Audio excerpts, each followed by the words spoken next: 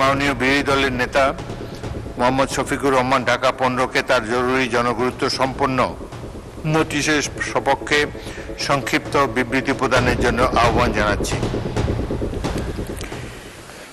বিসমিল্লাহির রহমানির রহিম। ধন্যবাদ মাননীয় স্পিকার, জনগুরুত্বপূর্ণ এই বিষয়টি আমলে নিয়ে আলোচনার সুযোগ দেওয়ার জন্য। যেহেতু ইসলামী ব্যাংক বাংলাদেশ দেশের সর্ববৃহৎ বেসরকারি ব্যাংক, দেশের মোট রেমিটেন্সের একটি উল্লেখযোগ্য অংশ এই ব্যাংকের মাধ্যমে দেশে আসে। যেহেতু তৎকালীন ফ্যাসিবাদী সরকারের অব্যাহত অপপ্রচার এবং কর্মকর্তা কর্মচারীদের রাজনৈতিক হয়রানি সত্ত্বেও 2016 সালে ব্যাংকটি 447 কোটি টাকারও বেশি মুনাফা অর্জন করে। সে সময় খেলাপি বিনিয়োগের হার ছিল মাত্র 4%। কিন্তু পরবর্তীতে ফ্যাসিবাদী সরকার নজিরবিহীন উপায়ে ব্যাংকটির নিয়ন্ত্রণ দখল করে এবং ব্যাংক লুটপাট ও অনিয়মের মাধ্যমে শুধু এই ব্যাংকেই নয়, দেশের সামগ্রিক অর্থনীতিকে মারাত্মকভাবে ক্ষতিগ্রস্ত করে। এর ফলশ্রুতিতে 2024 সালে ব্যাংকের মুনাফা আশঙ্কাজনকভাবে কমে যায় এবং শেয়ার হোল্ডারদের কোনো লভ্যাংশ প্রদান করা সম্ভব হয়নি। খেলাপি বিনিয়োগের পরিমাণ মোট বিনিয়োগের প্রায় 51% এসে পৌঁছায়। যেহেতু ফ্যাসিবাদ পরবর্তী সময়ে ব্যাংকটি ধীরে ধীরে ঘুরে দাঁড়াতে শুরু করে এবং গ্রাহকদের আস্থা পুনরুদ্ধারের পথে অগ্রসর হচ্ছিল, 1 বছরের ব্যবধানে ব্যাংকের মুনাফা 108 কোটি টাকা থেকে বেড়ে 137 কোটিতে উন্নীত হয়। ঠিক এমন সময় আবারও পুরোনো ব্যাংক দখলকারী চক্রের দৃষ্টি ব্যাংকটির দিকে পড়েছে। নূতন ষড়যন্ত্রের মাধ্যমে পরিচালনা পর্ষদের চেয়ারম্যান পদে বিতর্কিত এবং দুর্নীতির অভিযোগে চিহ্নিত ব্যক্তিকে বসানো হয়েছে। একই সঙ্গে ব্যবস্থাপনায় অযৌক্তিক ও অন্যায় হস্তক্ষেপের মাধ্যমে ব্যবস্থাপনা পরিচালক। মাননীয় বিরোধী দলের নেতা, আপনি তো পরে আবার বলতে পারবেন, এই পর্যায়ে সংক্ষিপ্ত পরে আবার বলবেন। এতটুকুতেই রাখতে পারি। এই বিষয়ে আলোচনা হওয়া জরুরি বলে আমি মনে করি। আপনাকে সুযোগ দেওয়ার জন্য ধন্যবাদ। Thank you. এখন আমি আহ্বান জানাবো মোহাম্মদ শফিকুর রহমান ঢাকা 15। এখন আমি আহ্বান জানাবো সৈয়দ মোহাম্মদ আবদুল্লাহ মোহাম্মদ তাহের।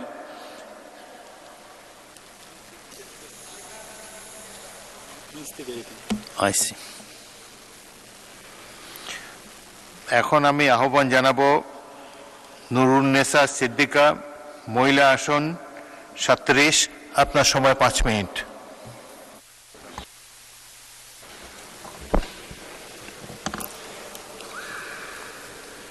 আসসালামু আলাইকুম ওয়া রাহমাতুল্লাহি ওয়া বারাকাতুহু। মাননীয় স্পিকার, আপনাকে ধন্যবাদ আমাকে কথা বলার সুযোগ দেওয়ার জন্য। আমি মহান আল্লাহ রাব্বুল আলামিনের শুকরিয়া আদায় করছি, যিনি আমাকে এই সংসদে এসে কথা বলার তৌফিক দিয়েছেন। মাননীয় স্পিকার, ইসলামী ব্যাংক বাংলাদেশের একটা অত্যন্ত বলিষ্ঠ সম্ভাবনাময় ব্যাংক, যা বাংলাদেশের মানুষের ভবিষ্যৎ এবং বর্তমান তাদের আশা আকাঙ্ক্ষার প্রতীক। এর যাত্রা শুরু হয়েছিল 1983 সালে এবং কিছু আল্লাহ নিবেদিত প্রাণ বান্দা সেই সময়ে চ্যালেঞ্জটা গ্রহণ করেছিলেন। তারা এই সুদমুক্ত ইসলামী অর্থব্যবস্থা চালু করার নিয়তে এটা করেছেন এবং তারা সারা বিশ্বের মুসলিম কান্ট্রিগুলো ঘুরে তাদেরকে বিভিন্ন সরকারকে মোটিভেট করে তারা এখানে ইনভেস্ট করার ব্যবস্থা করেছেন। তারা এখন আল্লাহর দরবারে চলে গিয়েছেন, কিন্তু তারা যে সফল উদ্যোগটা নিয়েছিলেন সেটা মহিরু আকার ধারণ করেছে। বর্তমানে বাংলাদেশে ইসলামী ব্যাংকের 3 কোটির বেশি গ্রাহক রয়েছে এবং 80 লক্ষ উদ্যোক্তা রয়েছে। তো একটা ব্যাংক দেশের জন্য রক্ত প্রবাহের কাজ করে। শরীরের রক্ত প্রবাহের কাজ যেমন শিরা উপশিরার কাজ, ঠিক তেমনি ব্যাংকের মাধ্যমে একটা সমাজে রক্ত প্রবাহ হয়। সেই ব্যাংকটাকে ধ্বংস করার জন্য, সেই ইসলামী ব্যাংক ব্যবস্থা যেখানে বিশ্বে নন্দিত এবং বাংলাদেশে আপামর জনতা, হিন্দু, মুসলিম, বৌদ্ধ, খ্রিস্টান সবার কাছেই এটা নন্দিত, কিন্তু সবার আস্থার প্রতীক, কিন্তু সেই ব্যাংকটাকে ধ্বংস করে এই দেশের অর্থ ব্যবস্থাকে ধ্বংস করার জন্য নীল নকশা করা হয়েছিল, বিগত ফ্যাসিস্ট সরকার করেছিল। কিন্তু সেই ফ্যাসিস্ট আমল চলে গিয়েছে, তারপরে ব্যাংকটা যখন ঘুরে দাঁড়ানোর চেষ্টা করছে তখন শুরু হয়েছে আরেকটা নতুন ষড়যন্ত্র।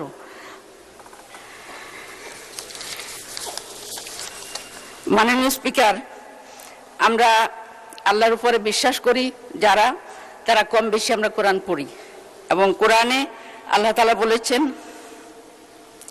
ওয়ালা তাআওয়ানু আলাল ইসমি ওয়াল উদওয়ান, তোমরা অন্যায়, অবৈধ এবং বাড়াবাড়ির কাজে পরস্পরকে সহযোগিতা করো না।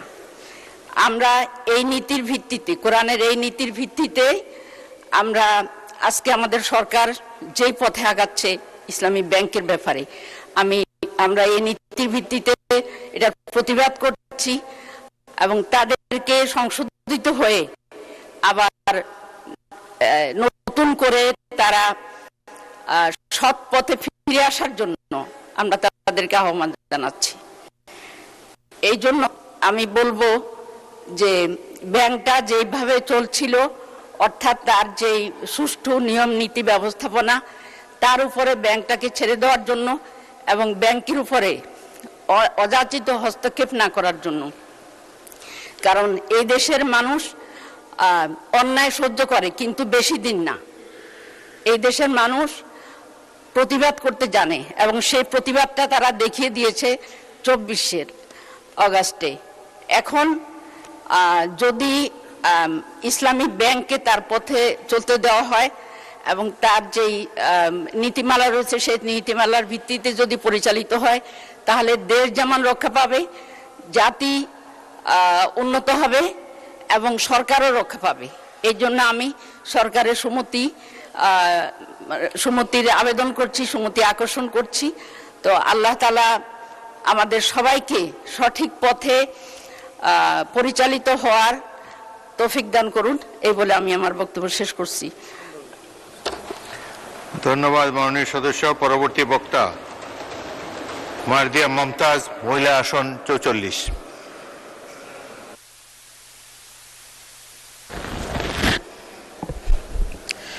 আপনার সময় 5 মিনিট।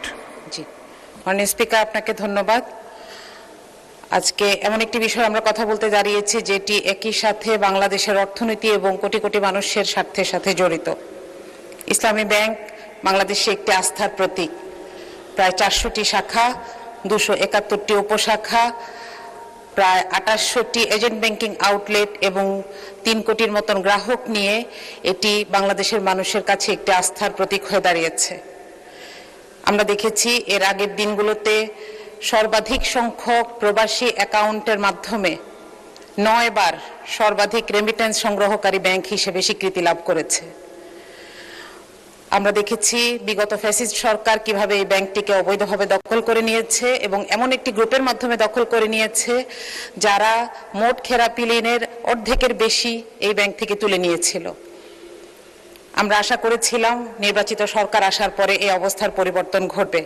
আমরা দেখেছি নির্বাচিত সরকার আসার পরে এমন একজন ব্যক্তিকে দায়িত্ব দেয়া হলো যিনি জুলাই আন্দোলনের পরে বাংলাদেশ ব্যাংকের গভর্নর থেকে জনতার আকাঙ্ক্ষার কারণে অপসারিত হয়েছেন। আমরা জানি না এর পেছনের কারণ কি, বরং তার একজন পরিবারের সদস্য, তার স্ত্রীর 3 কোটি টাকা ঋণ খেলাপি। সুতরাং এক্ষেত্রে আমাদের মনে হয় যে তিনি এই পদটির জন্য কিছুতেই যোগ্য ছিলেন না। এর প্রভাব যেটা পড়েছে সেটা 4 জুনের বিজনেস স্ট্যান্ডার্ড থেকে আমরা দেখি 7 দিনে 4200 কোটি টাকা এখান থেকে তুলে নেওয়া যাওয়া হয়েছে। গ্রাহকরা আস্থা হারিয়ে ফেলছেন। সিআরআর প্রয়োজনীয়তা 7000 থেকে কমে 2600 কোটি টাকায় নেমে এসেছে। এই বিপুল ঐশ্বর্যময় ব্যাংকটি অবশেষে বাংলাদেশ ব্যাংকের কাছে 10,000 কোটি টাকার তারল্য সাহায্য প্রার্থনা করেছে, যেটি একই সাথে দেশের অর্থনীতির এবং ব্যাংকের জন্য চরম অবমাননাকর। মাননীয় স্পিকার, ইসলামী ব্যাংক বিষয়ে ক্ষমতা, জনআস্থা, স্বচ্ছতা এবং জবাবদিহিতা এই 4টি বিষয় জড়িত। সুতরাং দেশের অর্থনীতি এবং কোটি কোটি আমানতদারের স্বার্থে এই ধরনের অযাচিত হস্তক্ষেপ সামগ্রিক আর্থিক অবস্থায় প্রভাব ফেলতে পারে। এমত অবস্থায় আমরা 2টি বিষয়ে জোর দিতে চাই। এক, এই বাংলাদেশ ব্যাংকের এই সাবেক গভর্নরের প্রতি সরকারের এই পক্ষপাতিত্বের আমরা কারণ জানতে চাই। 2, বাংলাদেশ ব্যাংকের তদারকি কাঠামো, প্রাতিষ্ঠানিক স্বাধীনতা এবং সংসদীয় জবাবদিহিতার মধ্যে ভারসাম্যতা আনা জরুরি। মাননীয় স্পিকার, আমি সবশেষে বলতে চাই, ইসলামী ব্যাংক কেবল একটি আর্থিক প্রতিষ্ঠান নয়, এটি একটি ইকোসিস্টেম। সুতরাং এটিকে ক্ষতিগ্রস্ত করলে সারা দেশ ক্ষতিগ্রস্ত হওয়ার সম্ভাবনা থেকে যায়। মাননীয় স্পিকার, আপনাকে ধন্যবাদ। জি, মাননীয় স্পিকার, দেশের টোটাল ব্যাংক ও আর্থিক যে অব্যবস্থা, এটা সম্পর্কে আমি কিছু বলতে চাই। বর্তমানে 34টি অব্যাংক আর্থিক প্রতিষ্ঠানের মধ্যে 20টি প্রতিষ্ঠান গ্রাহকদের আমানত টাকা সময় মতো ফেরত দিতে পারছে না এবং 14টি ইসলামী ব্যাংক তাদের আমানতের টাকা ফেরত দিতে পারছে না। মাননীয় স্পিকার, এই জুন মাসে গত 2 দিন আগ পর্যন্ত ইসলামী ব্যাংক থেকে 35,000 কোটি টাকা গ্রাহক দ্বারা উত্তোলন করেছেন, যার ফলে যেটা বোঝা যাচ্ছে গ্রাহকদের মধ্যে একটা আতঙ্ক সৃষ্টি হয়েছে। এটা পুরাতন তথ্য। মাননীয় স্পিকার, আপনি জানেন যে এদেশে রিজার্ভ চুরির মতো বড় ধরনের ঘটনা সংঘটিত হয়েছে এবং এদেশের ডিজিএফআই নেতৃত্বে ইসলামী ব্যাংকের মালিকানা পরিবর্তন হয়েছে। এ সম্পর্কে বিস্তারিত রিপোর্ট পত্রিকায় এসেছে। বড় ঋণ খেলাপির সংখ্যা অনেক, এর মধ্যে শীর্ষে আছে এসালম। মাননীয় স্পিকার, আন্তর্জাতিক রেটিং এবং খেলাপি ঋণের তুলনামূলক যে বিশ্লেষণ, সেই বিশ্লেষণে রেটিং আগে পজিটিভ ছিল, এখন সেটা নেগেটিভে চলে গেছে। সেটা যদি না হয়, পজিটিভ না হয়, তো আমরা ঋণ পাবো না। আমরা S&P স্ট্যান্ডার্ড অ্যান্ড পুর যে আপনার তথ্য, মুদিজ এবং ফিচের তথ্য, সেখানে আমরা দেখতে পাই যে আপনার 2009 সালে ছিল পজিটিভ, 2015 সালে ছিল স্টেবল এবং 2026 সালে সে B+ অর্থাৎ নেগেটিভে চলে আসছে। মাননীয় স্পিকার, ব্যাংক খাতের সামগ্রিক খেলাপি ঋণের হার আপনার যেটা আপনার 2009 সালে 9.2 ছিল, 15 সালে 8.79, 26 সালে সেটা দাঁড়িয়েছে 32.26%। মাননীয় স্পিকার, ইসলামী ব্যাংকের খেলাপি ঋণ পরিস্থিতি 2009 সালে এটা 2 থেকে 3% এসালম জোরপূর্বক ইসলামী ব্যাংক দখল করার ফলে এইটা 79% এসে দাঁড়িয়েছে। মাননীয় স্পিকার, আজকে বাংলাদেশ ব্যাংক অর্থাৎ ব্যাংক খাতের নিয়ন্ত্রণ সংস্থার আপনার ভূমিকা বেশ বিতর্কিত এবং একজন আমাদের মাননীয় অর্থমন্ত্রী বলেছেন খেলাপি বলা যাবে না, তা আমি সেটা মেনে নিলাম। একজন ঋণগ্রস্ত ব্যক্তি 89 কোটি টাকা ব্যাংক যার কাছে পাবে, তিনি বাংলাদেশ ব্যাংকের গভর্নর হয়েছেন। মাননীয় স্পিকার, আজকে ইসলামী ব্যাংক এসালমের গ্রুপে হাতে তুলে দেওয়ার ফলে আজকে ইসলামী ব্যাংক হাজার হাজার কোটি টাকা আপনার দেশের বাইরে পাচার হয়ে গেছে। সাইপ্রাসের মতো আপনার একটি দেশ ইসলামী ব্যাংকের এসালামের সম্পত্তি আপনার বাজেয়াপ্ত করেছে। একসময় দেশের ডলারের রেট ছিল 84 টাকা, আজকে সেই ডলার 126 টাকায় চলে গিয়েছে। IMF এর কাছে আমাদেরকে দ্বারস্থ হতে হয়েছে দেশ চালানোর জন্য। তা IMF এর মূল্যায়ন, IMF বলছে যে বেশ কয়েকটি বিষয় আমাদেরকে নজর দিতে হবে। প্রথম হলো খেলাপি ঋণের প্রকৃত রূপ প্রকাশ। মাননীয় স্পিকার, আজকে খেলাপি ঋণের প্রকৃত রূপ প্রকাশ পায় না, সেখানে উইন্ডো ড্রেসিং হয়, কাজে সেটা দিতে হবে। তারা বলছে রাষ্ট্রায়ত্তের ব্যাংকের খেলাপি ঋণ কমানো, ব্যাংক তদারকির দুর্বলতা, পর্ষদ পুনর্গঠন, ওয়ার্ল্ড ব্যাংকের মূল্যায়ন ও আর্থিক ক্ষতির ঝুঁকি, আর্থিক খাতকে অর্থনীতির অন্যতম প্রধান ঝুঁকি হিসাবে বলা হচ্ছে। আজকে আমাদের ব্যাংকগুলো তারল্য সংকটে ভুগছে মাননীয় স্পিকার। তাই কোনো ব্যাংকে, আরেকটি কথা হলো 5টি ব্যাংকে একত্রিত করা হয়েছে। আজকে ইন্টারন্যাশনাল স্ট্যান্ডার্ড হলো আপনি যখন কোনো ব্যাংকে একত্রিত করবেন একটি অ্যাসেট ভ্যালুয়েশন আপনার মূল্যায়ন করা দরকার। সেটা না করেই 5টি ব্যাংকে একত্রিত করে দেওয়া হচ্ছে। মাননীয় স্পিকার, আপনি আর 2 মিনিটে শেষ করেন, ঘড়ির দিকে তাকিয়ে বলবেন দয়া করে। 2 মিনিট, 2 more minutes। জি, তো আমি বলছিলাম যে এখন আমার আগামী দিনের যে সমস্ত পরামর্শ আমি রাখতে চাচ্ছি, একথা বলে শেষ করতে চাচ্ছি, সেটা হলো আপনার ব্যাংক কোম্পানি আইন সহ বিভিন্ন ব্যাংকিং আইনের প্রয়োজনীয় ও বৈপ্লবিক সংশোধন, সুশাসনের জন্য সুপারিশমালা, IMF ও বিশ্ব ব্যাংকের সংস্থার প্রস্তাব সহ এবং তথ্যের অবাধ প্রবাহ ও গণমাধ্যমের প্রবেশাধিকার নিশ্চিত করা, ভালো গ্রাহকদের প্রণোদনা দেওয়া, প্রকৃত চিত্র এবং কৃত্রিম উইন্ডো ড্রেসিং বন্ধ করা। মাননীয় স্পিকার, আজকে শুধু ইসলামী ব্যাংক নয়, সরকারি খাতের ব্যাংকগুলো উইন্ডো ড্রেসিং করে তাদের আপনার রিপোর্ট প্রকাশ করে। এরপরে রাজনৈতিক প্রভাব মুক্ত পর্ষদ তৈরি করা। এরপর বলা হচ্ছে যে পর্ষদেরকে সরাসরি দায়বদ্ধতা করা। যখন রিং স্যাংশন হয় তখন অফিসারদের ধরা হয়, কিন্তু ডাইরেক্টরদের ধরা হয় না। ডাইরেক্টরদের ধরা হলে তারা এরকম উল্টাপাল্টা ঋণ দিবে না। মাননীয় স্পিকার, কেন্দ্রীয় ব্যাংকের স্বায়ত্ত শাসন থাকা দরকার। কেন্দ্রীয় ব্যাংকে আজকে স্বায়ত্ত শাসন নেই। অ্যাসেট ম্যানেজমেন্ট কোম্পানি থাকা বিশ্ব ব্যাংকের পরামর্শ অনুযায়ী দ্রুত ও বিচার ট্রাইব্যুনাল করা আর কি। মাননীয় স্পিকার, আরেকটি কথা বলে আমি শেষ করছি। আজকে বলা হয় যে ইসলামী ব্যাংকে রাজনীতি মুক্ত করতে হবে। এটা বিশেষ রাজনৈতিক দলের হাতে কেন থাকবে? মাননীয় স্পিকার, আমাদের মাননীয় সংসদ সদস্য এবং মন্ত্রী আব্দুল আওয়াল মিন্টু সাহেব একটি ব্যাংকের কর্ণধার। আমরা কি বলবো সেটা বিএনপির ব্যাংক? আমরা কি ঢাকা ব্যাংকে বলবো?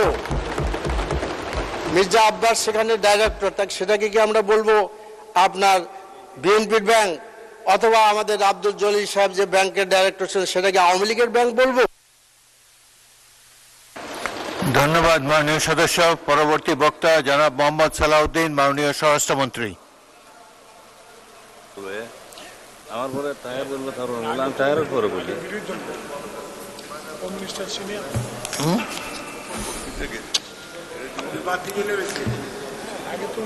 স্বরাষ্ট্রমন্ত্রী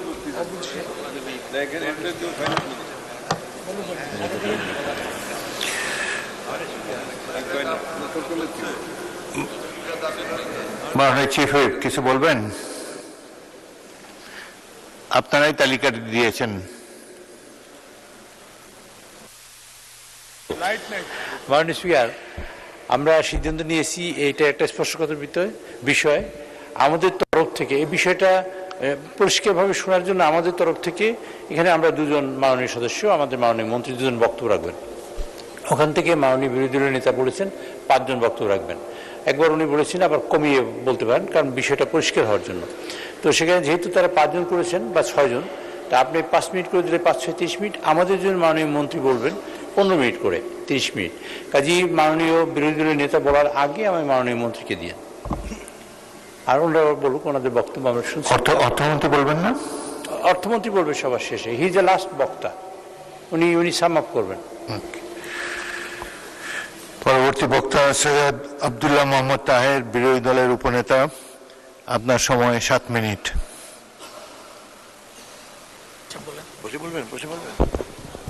আপনি কি বসে বলতে চান? আপনি বসে বলেন, একটু চাপ হয়ে যাবে। বসে আমার রিকোয়েস্ট শুনেন। অসুস্থ মানুষ তো আবেগে দাঁড়ায় যাচ্ছে। আপনি সুযোগ দিলে বসেই উনি কথা দেন, বিরোধী দলের উপনেতাকে মাইক দেন, উনি বসে বসেই বলবেন। না খারাপ। বিসমিল্লাহির রহমানির রহিম, নাহমাদুহু ওয়া নুসাল্লি আলা রাসূলিল কারীম। মাননীয় স্পিকার,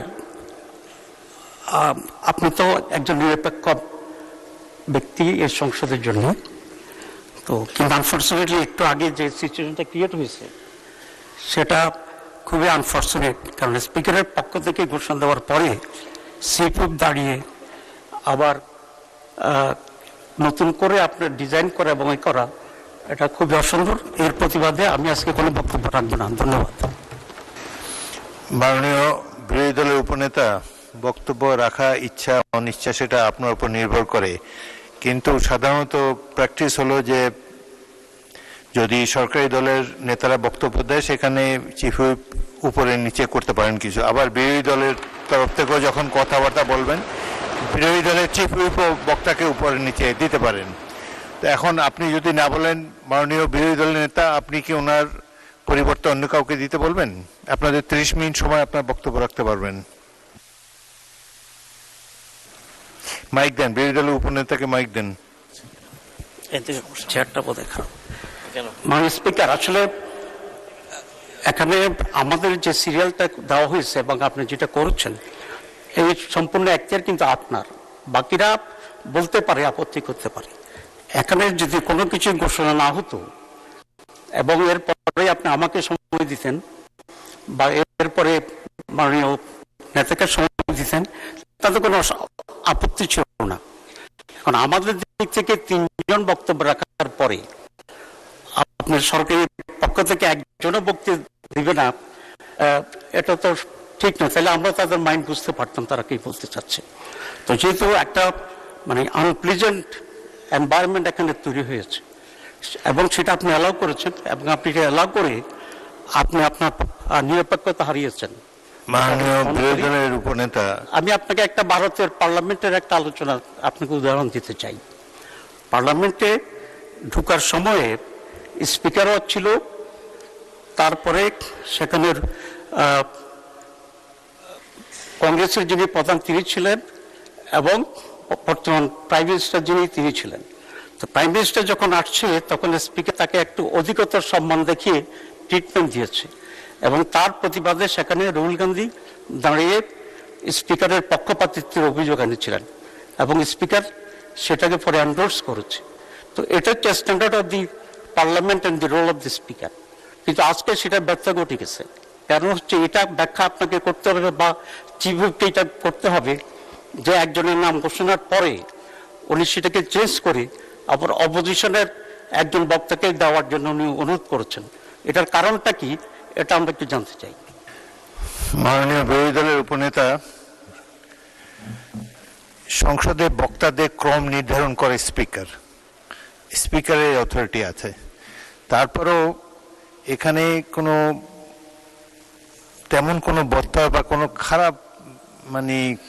খারাপ পরিবেশ তো আমি দেখতে পাচ্ছি না। আমি তো উভয় দলের মধ্যে সহযোগিতার পরিবেশ এখনো দেখতে পাচ্ছি। সুতরাং তারা তাদের আধা ঘন্টা সময়ের মধ্যে টাইমটা নির্ধারণ করেছে। সংসদের গুরুত্বপূর্ণ 2 জন ব্যক্তি হলো সংসদ নেতা এবং বিরোধী দলের নেতা। তাদের যে সিরিয়ালটা এটা ব্রেক করা হয় না।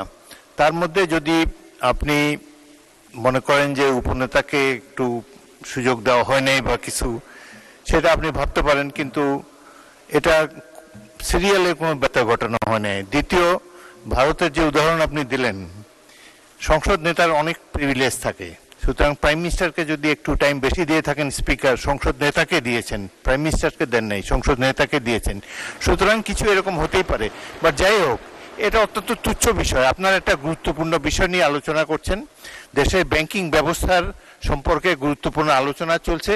এখানে আমার মনে হয়, আমার ব্যক্তিগত মত, এটা ছোটখাটো বিষয় উপেক্ষা করে বিষয়টি গুরুত্ব নিয়ে এটার উপরে যদি আপনারা মনোযোগ অধিকতর নিবদ্ধ করেন, জাতি উপকৃত হবে। ধন্যবাদ। Please go head.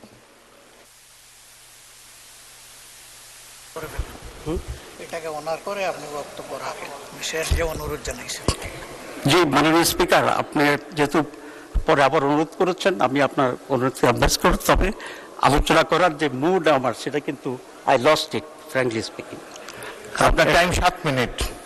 হ্যাঁ, আমি যতক্ষণ এখন থেকে টাইম শুরু হবে 7 মিনিট। মাননীয় স্পিকার, আজকে দাঁড়িয়ে পড়ি বলেন না। না না, আচ্ছা ঠিক আছে, উনি যেভাবে কমফোর্ট ফিল করেন। ঠিক। মাননীয় স্পিকার, আমি আপনাকে ধন্যবাদ দিয়েই শুরু করতে চাই, আমাকে যেহেতু সাজেশন দিয়েছেন। আজকে যে বিষয়টি এখানে উত্থাপিত হচ্ছে এবং আলোচনা হচ্ছে, এটা অত্যন্ত একটি গুরুত্বপূর্ণ বিষয় বাংলাদেশের জন্য। বাংলাদেশের ইকোনমির জন্য।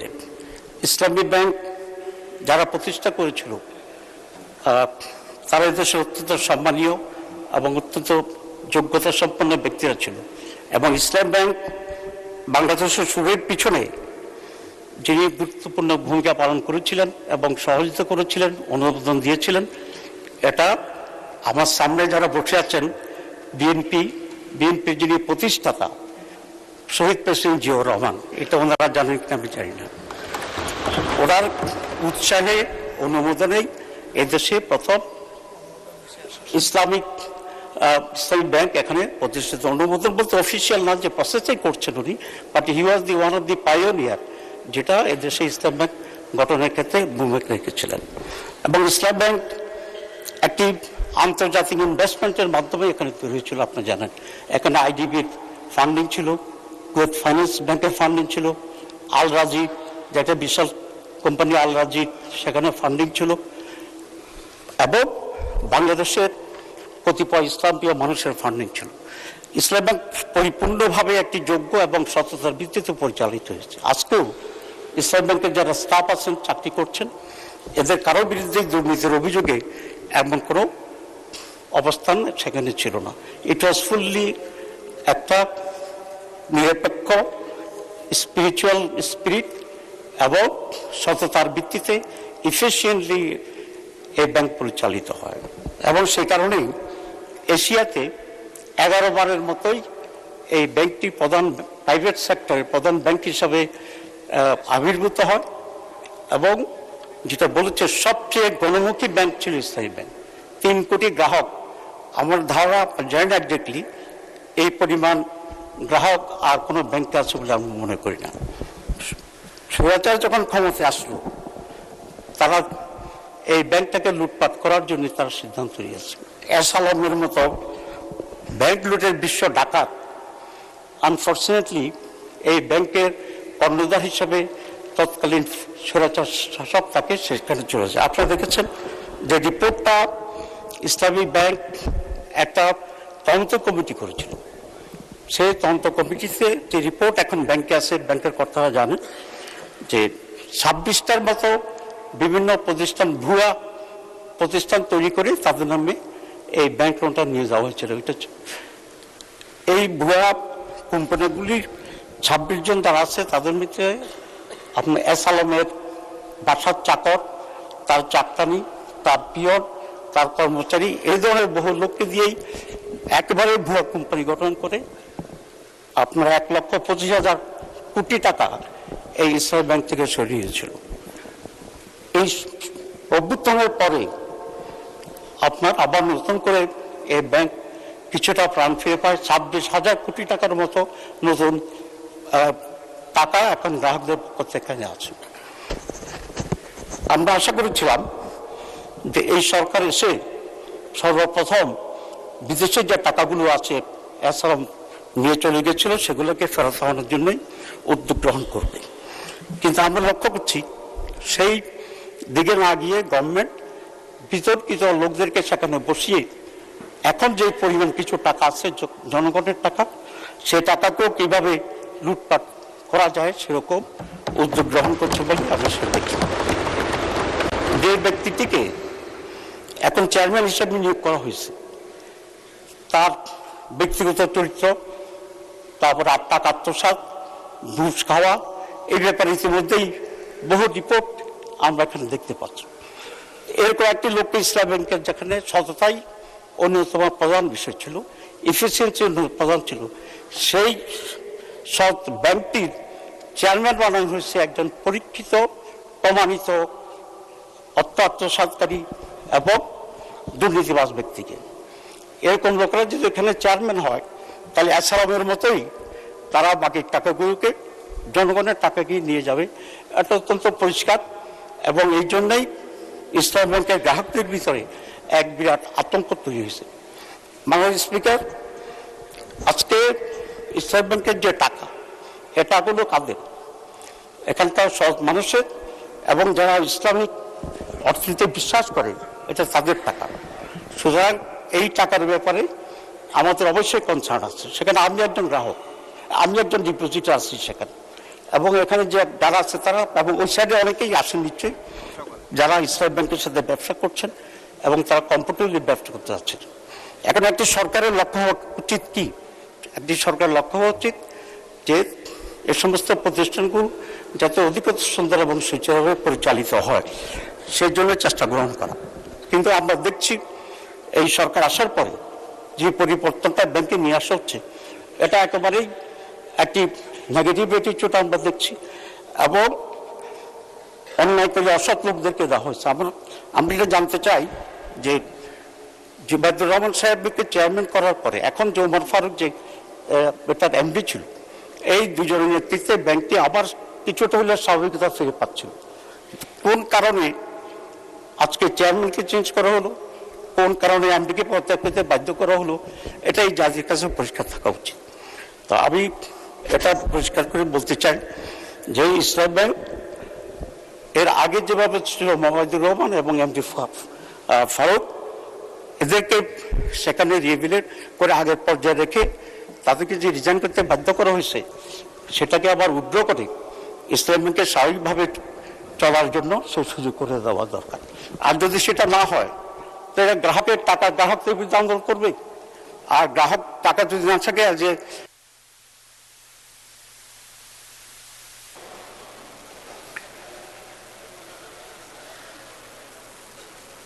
মাননীয় উপনেতা, আচ্ছা আপনি 1 মিনিটে সাম আপ করেন। আমার সমস্যাটা খুব সহজ।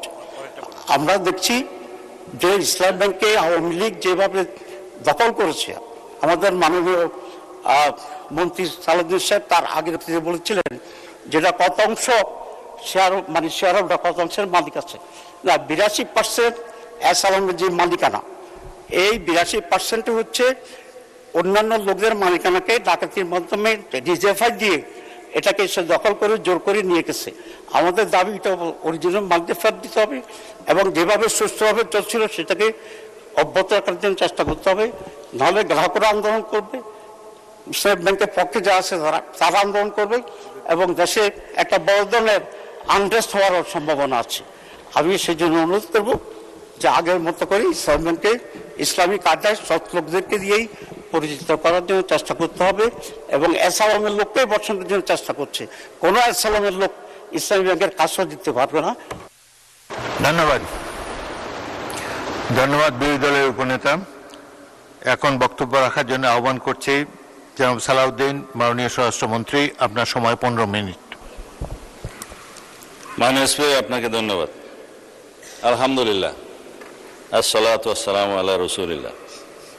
আবারও আলহামদুলিল্লাহ, অন্তত পক্ষে মাননীয় বিরোধী দল জামায়াত ইসলাম ইসলামী ব্যাংকের মালিকানা দাবি করেন নাই। আপনারা বলেছেন যে ন্যায় নীতির পথে ফেরত আসতে হবে, ওই ন্যায় নীতির পথে ফেরত আসার জন্যই বাংলাদেশ ব্যাংক ব্যবস্থা গ্রহণ করবে। মাননীয় স্পিকার,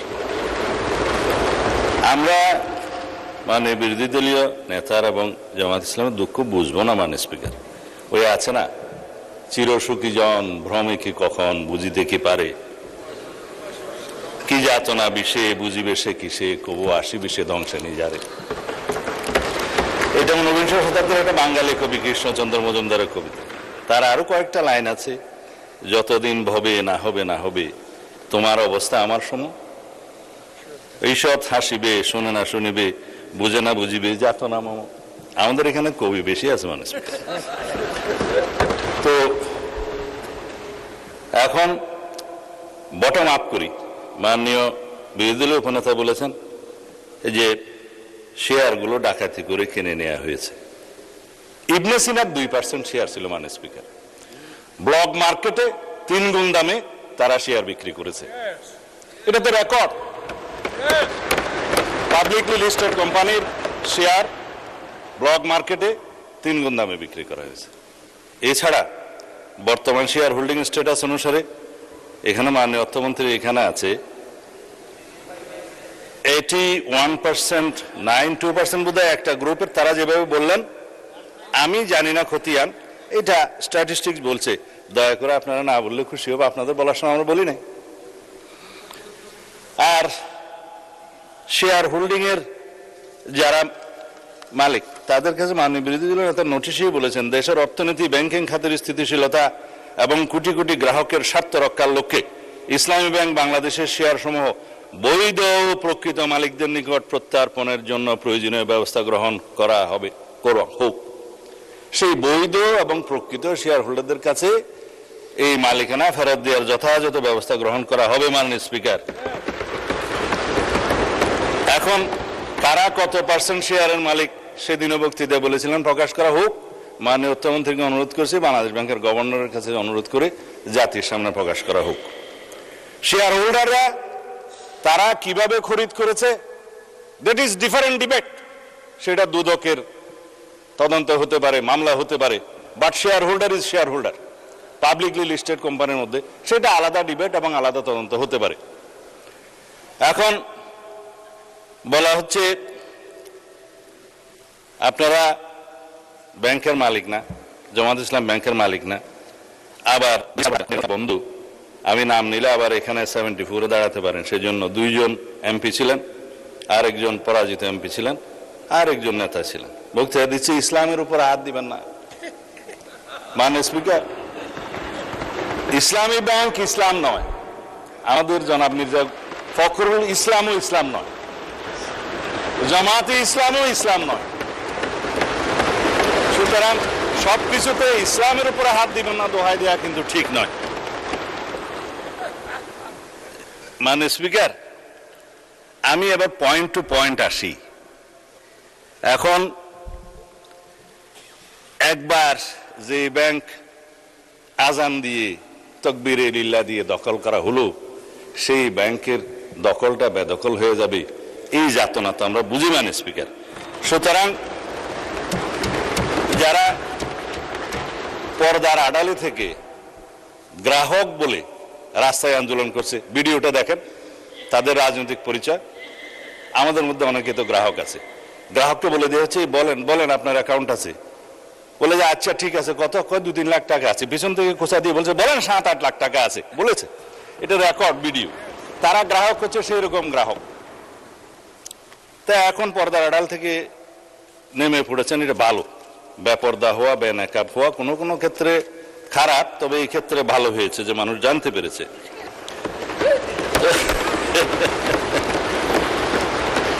মানে স্পিকার, এখানে আরডিএস নামে একটা প্রকল্প আছে। সেই প্রকল্পের, এটা হচ্ছে ইসলামী ব্যাংকের একটা ফ্ল্যাগশিপ প্রকল্প। এই প্রকল্পের মূল হচ্ছে পল্লী উন্নয়ন প্রকল্প নামে, যেখানে 5,000, 10,000, 20,000 টাকা পর্যন্ত লোন দেয়া যায়। নারী গ্রাহকের সংখ্যায় বেশি। ভোটের আগে 10,000 টাকা করে অনেক নারীকে দেয়া হয়েছে। লাইনে আমার এক ভোটার জিজ্ঞেস করছে, আমার এক কর্মী, মা আপনি কোথায় দিবেন? বলছে যে বাবা, বলছে কোরআনের দল না দিলে তো জান্নাতে যাওয়া যাবে না, 10,000 টাকাও দিয়েছে, বলেছে এটা মাফ হয়ে যাবে, আরো 10,000 টাকা পাবো। এইভাবে মাননীয় স্পিকার মুনাস হিসাবে দাঁড়িপাল্লায় ভোট দিলে জান্নাত পাওয়ার নিশ্চয়তাও দিয়েছে। এই আরডিএস প্রকল্পের মধ্যে কত হাজার কোটি টাকা ডিস্ট্রিবিউট হয়েছে জানেন? 22,000 কোটি টাকা ডিস্ট্রিবিউট হয়েছে। 11,000 কোটি টাকা আগে দেওয়া হয়েছিল। এই 5ই আগস্ট 2024 পরে নির্বাচনের এই বৈতরণী পার হওয়ার জন্য আরো 11,000 কোটি টাকা দেওয়া হয়েছে, এর কোনো হদিশ নেই। তবে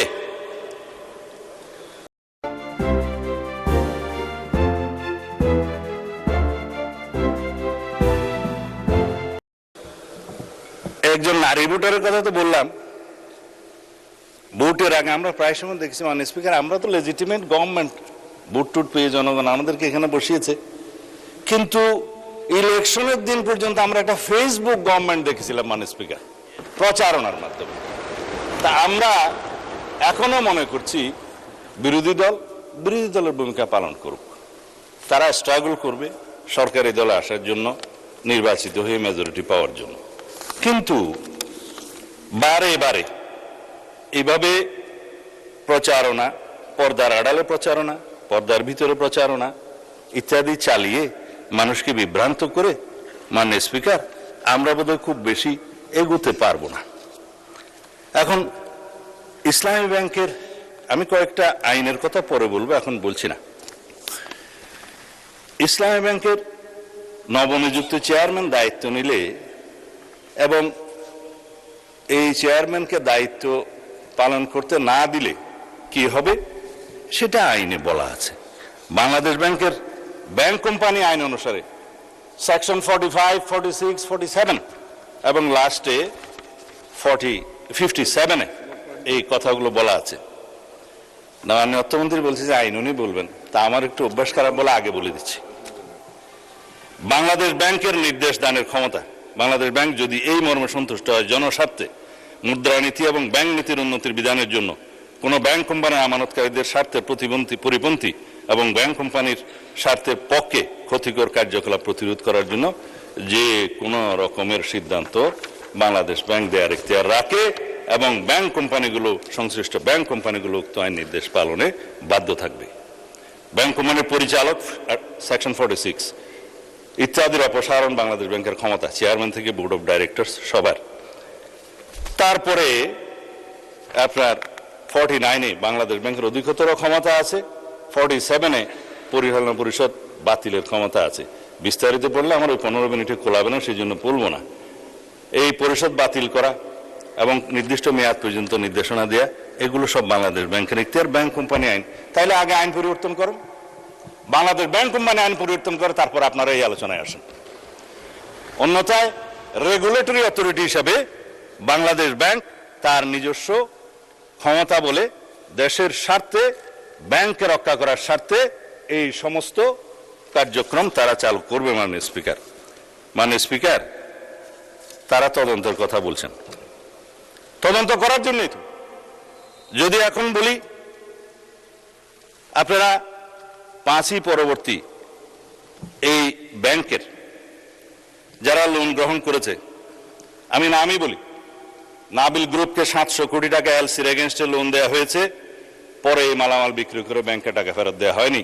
দুষ্ট লোকেরা বলে সেটা কোনো এক দলের নির্বাচনী তহবিলে গেছে। এবং তারা একটা টিভি চ্যানেল প্রতিষ্ঠা করেছে এবং সেই টিভি চ্যানেলটা কোন পক্ষে খেলছে সেটা আমরা জানি। তার ব্যাংক লায়াবিলিটি হচ্ছে 16,000 কোটি টাকা, তার বিরুদ্ধে তদন্ত কেন হচ্ছে না?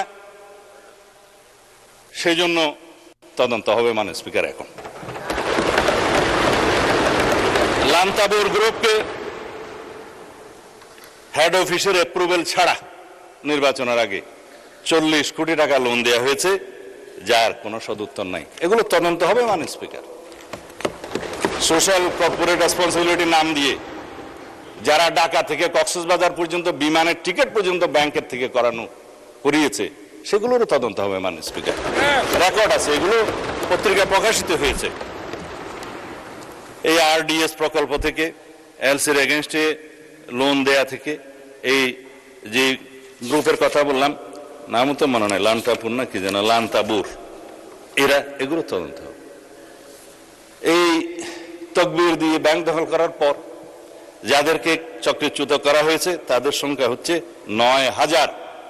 অন্যায্যভাবে কোনো আইন কানুন না দেখিয়ে তাদেরকে নিয়ম বহির্ভূতভাবে চাকরিচ্যুত করা হয়েছে। তারা প্রায় সময় ডেমনস্ট্রেশন করে রাস্তায়, আপনারা দেখতে পারেন পত্রিকায়।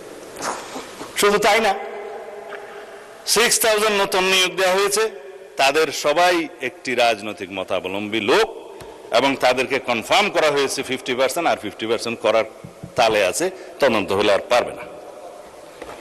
13,000 প্রমোশন দেওয়া হয়েছে, যারা যেই ক্যাটাগরি থেকে প্রমোশন পেয়ে যে ক্যাটাগরিতে যাওয়ার কথা না, 2টা-3টা করে প্রমোশন দেওয়া হয়েছে।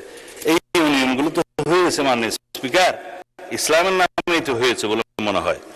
তো সুতরাং এগুলো তদন্ত হলে হয়তোবা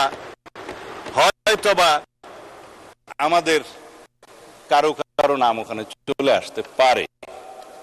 এই তদন্ত হোক, টাকা কোথায় সরানো হয়েছে সেটা তদন্ত হোক।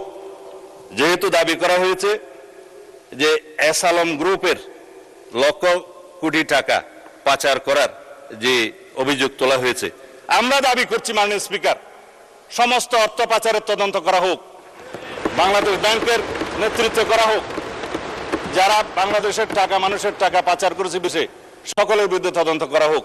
শুধু অভিযোগ দিয়ে ক্ষান্ত হইলে হবে না, কিন্তু এগুলোও তদন্ত করা হবে। মানে স্পিকার, এই যে ইন্টারিম গভর্নমেন্টের সময় দখলদারিত্ব এবং মব সৃষ্টির একটা পায়তারা যে ছিল, সেগুলোরও তদন্ত করা হবে।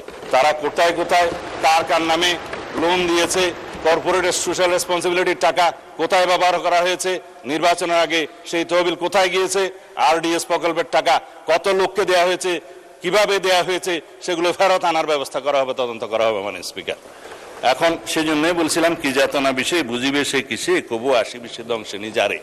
আমরা ন্যায় নীতি প্রতিষ্ঠা করতে যাচ্ছি আপনাদের আহ্বান মতো, যে এখানে দুনিয়াতে ন্যায়ের নীতি প্রতিষ্ঠা করা হবে, সৎ পথে ন্যায় আশা করা হবে। তো ন্যায় একজনের জন্য চাইবেন, আপনাদের জন্য চাইবেন না, তা তো হতে পারে না। আমরা সকল গ্রাহকের এবং শেয়ার হোল্ডারদের স্বার্থ রক্ষা করব, ন্যায় নীতি প্রতিষ্ঠা করব, সুষ্ঠুভাবে তদন্ত করব। মাননীয় স্পিকার, শুধুমাত্র একজন চেয়ারম্যান নিয়োগকে নিয়ে যে অভিযোগ করা হয়েছে, বাংলাদেশ ব্যাংক থেকে তার প্রত্যুত্তরে বলা হয়েছে এই অফিসারের, এই চেয়ারম্যান যাকে নিয়োগ দেওয়া হয়েছে, তার বিরুদ্ধে কোনো অভিযোগ প্রমাণিত হয়নি, কোনো তদন্ত নাই। যদি নতুনভাবে অভিযোগ আসে সেটা তদন্ত হবে। এখনো পর্যন্ত তো সে প্রিজাম্পশন অফ ইনোসেন্স নীতি অনুসারে তার বেনিফিটটা পাবে, যে তার বিরুদ্ধে শুধু অভিযোগ আনা হচ্ছে মৌখিকভাবে বা পত্রিকায়, সেই অভিযোগের তো তদন্ত হয় নাই।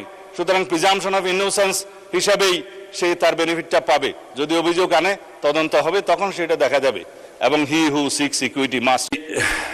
স্বরাষ্ট্র মন্ত্রণালয়ের দায়িত্ব পালন করছে, আমাদের কাছে সমস্ত কিছু রাখতে হয়, এই সমস্ত তদন্ত ভিডিও সহ অডিও সহ সব কিছু আছে। মাননীয় বিরোধী দলীয় নেতা এক জায়গায় বক্তৃতা দিয়ে বলেছেন তার বুকের উপর দিয়ে যাবে, যদি টিয়ার গ্যাসগুলি করতে হয় আমার উপর দিয়ে যাবে, আমি গ্রাহকের সেবা নিশ্চিত করব। গ্যারান্টেড মাননীয় বিরোধী দলীয় নেতা, গ্রাহকদের আমানতকারীদের স্বার্থ নিশ্চিত করার জন্য আমরাও বুক পেতে দেবো, শুধু আপনি কেন। সুতরাং ন্যায় নীতি প্রতিষ্ঠা করা হবে। আজকে ইন্টারেস্টিংলি দেখছি আমাদের এনসিপির বন্ধুরা কেউ নাই। আপনারা জামাত ইসলামকে কি তারা এনসিপি অ্যাভোট করলো কিনা জানি না, কেউ বক্তৃতাও দেয় নাই। আমি চেয়ারগুলো খালি দেখে বলতেছি মানে স্পিকার। তবে এখানে একটা দাবি রাখি, অন্যায্যভাবে যাদেরকে চাকরিচ্যুত করা হয়েছে তাদের সবাইকে চাকরি ফেরত দেওয়ার জন্য একটা তদন্ত পরিচালনা করা হোক। আর যাদেরকে রাজনৈতিক বিবেচনা চাকরি দেওয়া হয়েছে তাদের কয়টা সঠিক নিয়োগ হয়ে গেছে সে বিষয়েও তদন্ত করা হোক। মাননীয় অর্থমন্ত্রীকে অনুরোধ করছি, Bangladesh bank as regulatory authority of the banks, central bank, তার যথেষ্ট ক্ষমতা আছে, ব্যাংক কোম্পানি আইনে ক্ষমতা দেওয়া আছে, সেই জন্য সেভাবে যায়। ধন্যবাদ মাননীয় স্পিকার। আমি এক সেকেন্ড। ধন্যবাদ মাননীয় স্বরাষ্ট্রমন্ত্রী। আমি বক্তব্য রাখার জন্য আহ্বান জানাবো বিরোধী দলের নেতা ডক্টর মোহাম্মদ শফিকুর রহমান। খুব ভালো হয় আপনি যদি 8 মিনিটে আপনার বক্তব্য শেষ করেন। মাননীয় স্পিকার, এত গুলি কামানের পরে মাত্র 8 মিনিট? আপনাকেও কামান দেওয়া হবে, বলতে থাকেন। আমি বলতে থাকি, আপনি যখন থামায় দিবেন আমি থেমে যাব। Thank you. ধন্যবাদ মাননীয় স্পিকার। নোটিশটি উত্থাপন করেছিলাম জনস্বার্থে। বক্তব্য সবাই যখন দেয় জনস্বার্থেই দেয়। আমরা বিরোধী দলের পক্ষ থেকে পর্যন্ত 4 জন কথা বলেছেন, বা 5 জন আমি এখন বলছি। আমার মূল বক্তব্যে যাওয়ার আগে মাননীয় সংসদ সদস্য এবং স্বরাষ্ট্রমন্ত্রী খুব চমৎকার কিছু কথা বলেছেন, এগুলো একটু স্মরণ করতে চাই আমি।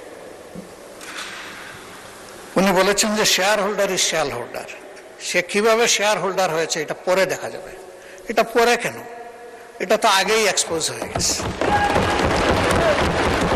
সারা দুনিয়া জানে, উনি জানেন না। উনার মতো একজন বিজ্ঞ মানুষ, আমি এটা বিশ্বাস করি না।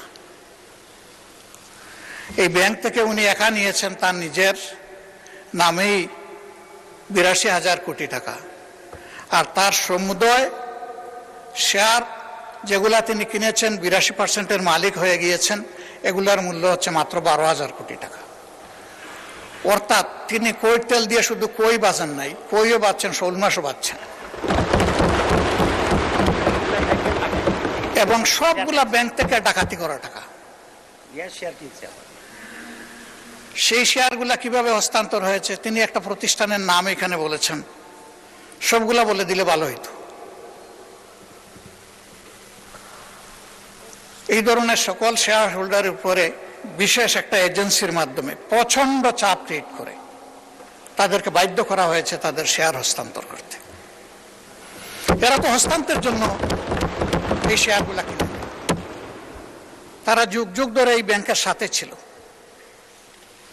এবং যথারীতি এই ব্যাংক সবাইকে স্যাটিসফ্যাক্টরি সার্ভিস দিয়ে চলছিল, ডিভিডেন্ড দিয়ে চলছিল। একটা মাত্র ব্যাংক, যে ব্যাংক তারল্য সংকটে অন্য ব্যাংকেও হেল্প করত, এইভাবে ব্যাংকটা ডাকাতি করে আজকে এটাকে একদম দেউলিয়া করা হয়েছে। এটা করেছে ফ্যাসিস্ট সরকার। উনি কর্মচারীদের নিয়োগের ব্যাপারে কথা বলেছেন। 10,000 কর্মচারীকে নিয়োগ দেওয়া হয়েছে, সামান্য কোনো নিয়ম নীতি মানা হয়নি, পত্রিকায় একটা বিজ্ঞপ্তি দেওয়া হয়নি। এই ব্যাংকের সমস্ত অতীত ট্রেডিশন ব্যাক করে কোনো পরীক্ষা ছাড়াই তাদেরকে নিয়োগ দেওয়া হয়েছে।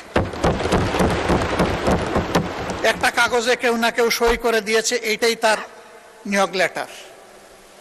মাননীয় বিরোধী দলের নেতা, আপনি ভালোই বলছেন, কিছু কিছুটা অস্পষ্টতা আমার কাছে মনে হয় যে তিনি বলতে কাকে আপনি মিন করছেন, আর যেই আমলে এভাবে নিয়োগে বৈষম্য করা হয়েছে, অবৈধভাবে নিয়োগ আমি দেওয়া এটাই হয়েছে, clear করছি। সেটা কি ফ্যাসিস্ট আমলে নাকি fascist আমলে। ইন্টারিম সরকারের আমলে? এটা fascist ক্লিয়ার আমলে। করে বললে সবাই উপকৃত হবে। জি জি, এটা ফ্যাসিস্ট আমলে, কিন্তু সালাউদ্দিন সাহেব একটা অংশ এনেছেন আর একটা অংশ আনেন নাই।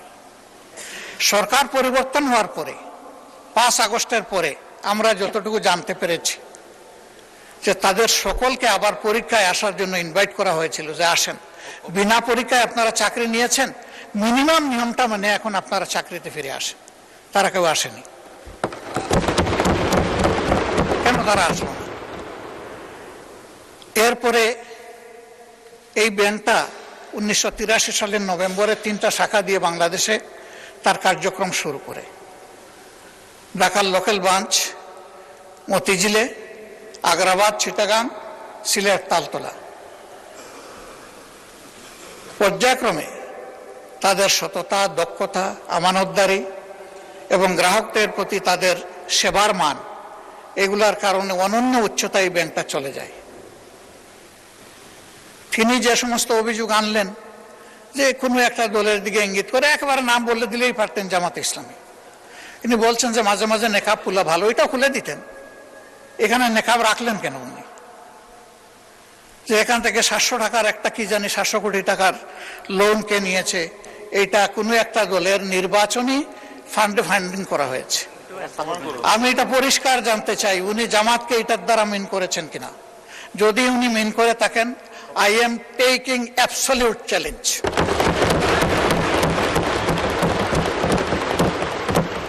তিনি এটা প্রমাণ করতে পারলে আমি তাকে একটা মেডেল দিব পার্সোনালি।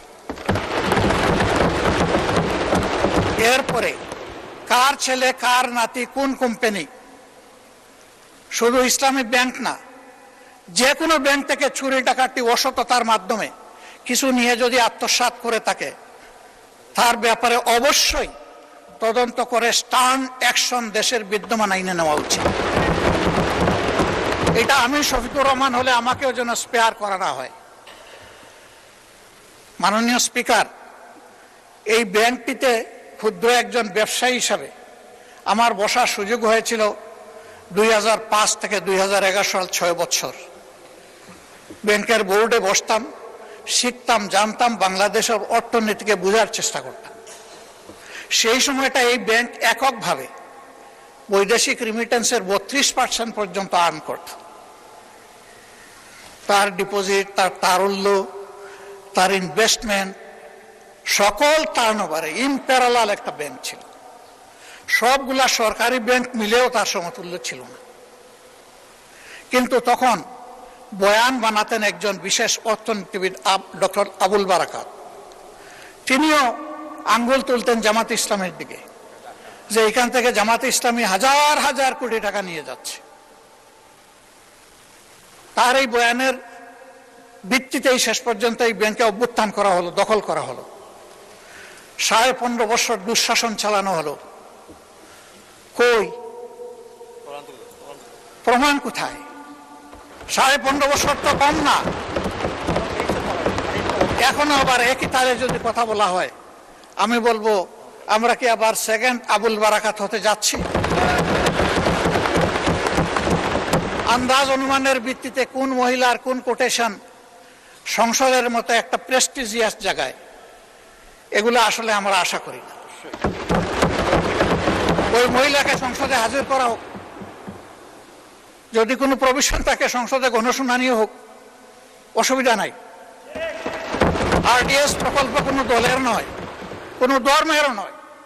আমি নিজে বোর্ডে ছিলাম, আমি জানি এখানে বিভিন্ন ধর্মের মানুষ এখান থেকে বেনিফিশিয়ারি। এখানে দল ধর্ম দেখা হয় না, এখানে টার্গেট গ্রুপকে প্রাধান্য দেওয়া হয়। উনি কত 11,000 কোটি টাকার একটা রেফারেন্স দিয়েছেন। কে নিয়েছে এটা? আমি, আমার সহকর্মীরা? যদি এরকম হয়, দলের ফান্ডে যদি 1 টাকাও আসে, আমি বলবো সার্চ লাইট দিয়ে এটা তালাশ করে আমাদের বিরুদ্ধে যেন অভিযোগ। মাননীয় বিরোধী দলের নেতা আপনাকে, ওনাদেরকে 15 মিনিট বলেছে, আপনাকে 7 দিয়েছি, আরো 8 মিনিট বলেন আপনি। মাননীয় স্পিকার, আপনাকে ধন্যবাদ। আমি যা আশঙ্কা করছি সেটা এখন বলতে চাচ্ছি। ব্যাংকে পরিবর্তন যে কোনো সময় আসতেই পারে। ব্যাংকের স্বার্থে আসতে হবে, গ্রাহকের স্বার্থে আসতে হবে, মালিকের স্বার্থে আসতে হবে। আমি এই ব্যাংকের একজন মালিক, আমার 10 টাকা মূল্যের একটা শেয়ার আছে। আমি আমার এই শেয়ারের দাবি কখনো ছেড়ে দেব না। আমার এই 10 টাকা মূল্যের শেয়ারের পক্ষে আমি আমার রাইট ধরে রাখার জন্য, এস্টাবলিশ করার জন্য যা করা দরকার তাই আমাকে করতে হবে। আমি তার রাজনৈতিক পরিচয় করব না, আমি করব এই ব্যাংকের একজন গ্রাহক হিসাবে, একজন মালিক হিসাবে। এইভাবে রাজনৈতিক পরিচয় থাকা কোনো দোষের বিষয় নয়। আর এই ব্যাংকের গ্রাহক শুধু জামাতে ইসলামের মানুষরাই নয়, এই ব্যাংকের গ্রাহক বিএনপির বহু লোক আছেন, আমার পরিচিত অনেক লোক আছে, অন্যান্য দলের আছে, অন্যান্য ধর্মের আছে। এটা সকলের ব্যাংক। এই ব্যাংক একক কারণ না, ওই ব্যাংকের গায়ে লেখা নাই যে এই ব্যাংক এরাই শুধু সুবিধা নেবে বাকিরা পারবে না, এরাই শুধু গ্রাহক হতে পারবে বাকিরা পারবে না, এই ধরনের কিছু লেখা নাই। এগুলো হলো বানায়ট বয়ান। ব্যাংকটাকে ধ্বংস করেছেন শেখ হাসিনা এস আলমকে তার হাতিয়ার হিসেবে ব্যবহার করে। আমরা এখন স্পষ্টত দেখতে পাচ্ছি সেই এস আলমকে আবার ফিরে আসার পথ করে দেওয়া হয়েছে। এর প্রমাণ এই যে ডেপুটি গভর্নর বাংলাদেশ ব্যাংকের সাবেক, তিনি রংপুরের রিজিওনাল ম্যানেজার থাকা অবস্থায়, ডিরেক্টর থাকা অবস্থায় অনিয়মের 52 লাখ টাকার অভিযোগ তার বিরুদ্ধে প্রমাণিত হয়েছে, তাকে তখন শাস্তি দেওয়া হয়েছে।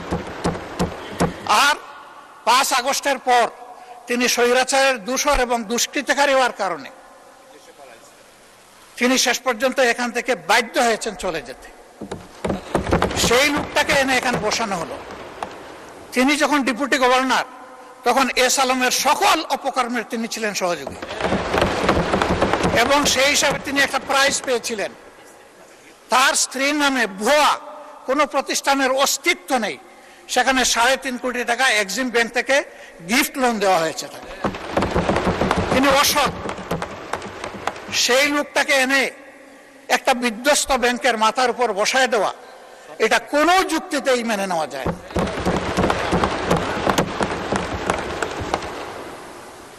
সরকার অবশ্যই সবকিছু চালাবেন, ক্রেডিট হলেও সরকারের, ডিসক্রেডিট হলেও সরকারের, কিন্তু জনগণের পারসেপশনটা কি এই ব্যাংক নিয়ে, এটা অবশ্যই সরকারকে বিবেচনায় নিতে হবে আমি মনে করি। সরকার বিবেচনায় নিলে দেশ লাভবান হবে, জাতি লাভবান হবে। ইসলামী ব্যাংক কোনো কারণে যদি আরো ক্ষতিগ্রস্ত হয়, আমি ব্যক্তিগতভাবে মনে করি বাংলাদেশের অর্থনীতি মাটির সাথে বসে যাবে। আস্থার এটি একটা পিরামিড। এই পিরামিড হেলে অথবা বিধ্বস্ত হয়ে গেলে ব্যাংকিং ব্যবস্থার উপরেই মানুষের অনাস্থা তৈরি হবে, এবং এই অনাস্থা বাংলাদেশের জন্য কোনো ভালো বার্তা বয়ে আনবে না। যারা রিমিটার, তাদের কষ্টে অর্জিত টাকা বাংলাদেশে পাঠায় পরিবারের জন্য, দেশবাসীর জন্য, তাদের মধ্যে এখন অস্থিরতা তৈরি হয়েছে। আমি হজের সফরে মাত্র 11 দিনের জন্য গিয়েছিলাম। সেখানে এই ব্যাপারে অনেকের উদ্বেগ, সরাসরি প্রশ্ন শোনার সুযোগ পেয়েছি। এতে দেশের অর্থনীতি ক্ষতিগ্রস্ত হবে। রেমিটেন্স প্রবাহ যদি বাধাগ্রস্ত হয়, আমাদের মাত্র 2টা সোর্স, একটা রেমিটেন্স আর একটা হচ্ছে আরএমজি।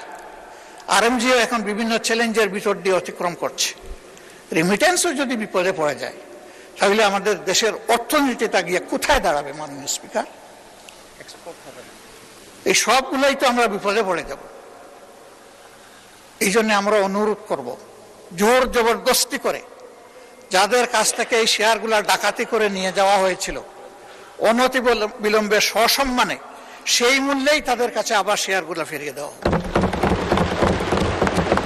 এরপরে সরকার সকল নিয়ম কানুন মেনে বোর্ড গঠন করবে, পরিচালনা করবে, আমাদের পূর্ণ সমর্থন থাকবে। এই ব্যাপারে আমাদের কোনো আপত্তি থাকবে না। সন্তান তার মায়ের কুলেই তো নিরাপদ। ওরা তো সৎমা হয়ে এসেছিল, ওদের কোনো দরদ ছিল না, ওরা ডাকাতি করেছে। এখন আবার যদি অসৎ লোকদেরকে দিয়ে এই ব্যাংক পরিচালনা করা হয়, যা আছে তাও শেষ হয়ে যাবে, উধাও হয়ে যাবে। আমাদের উদ্বেগটা এই জায়গায়।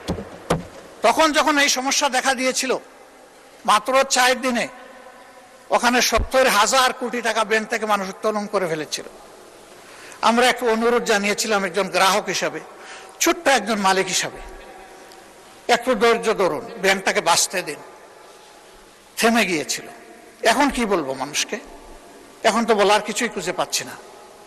এই জন্য আপনার মাধ্যমে আমি মাননীয় প্রধানমন্ত্রীকে বিশেষভাবে অনুরোধ করব, বিষয়টা নিয়ে তিনি যেন সিরিয়াসলি ভাবেন। কোনো পূর্ব ধারণা থেকে নয়, বাস্তবতার ভিত্তিতে এই ব্যাংকটাকে বাঁচাতে হবে। আমরা বিশ্বাস করি এই ব্যাংক বাঁচলে, তার আগের জায়গায় ফিরে আসলে, ব্যাংকিং ব্যবস্থাপনার উপরে মানুষের আস্থা আবার ফিরে আসবে। অর্থনীতির 2 চাকার 1 চাকা ব্যাংক আর 1 চাকা স্টক মার্কেট। ব্যাংকে আস্থা ফিরে আসলে অবভিয়াসলি হাত ধরে স্টক মার্কেটও আস্থা ফিরে আসবে। আমরা আমাদের দেশটাকে সামনে একদিকে যাচ্ছে, এটাই দেখতে চাই। আর লেম এক্সকিউজ এবং ব্লেমের যে বিষয়গুলো এখানে চলে আসে, এটা থেকে আল্লাহর কাছে আশ্রয় চাই। অলরেডি 5টা ব্যাংকের গ্রাহকরা রাস্তায় রাস্তায় ভিক্ষুকের মতো ঘুরছে। তারা তাদের বিনিয়োগের কোনো রেজাল্ট পাচ্ছে না, তারা তাদের আমানত ফেরত পাচ্ছে না। আবার যদি সর্ববৃহৎ ব্যাংকের একই বিপর্যয় ঘটে, তাহলে আমরা গিয়ে কোথায় দাঁড়াবো? মাননীয় স্পিকার, আজান হয়ে গেছে, আমার কথা আমি এখানেই শেষ করলাম।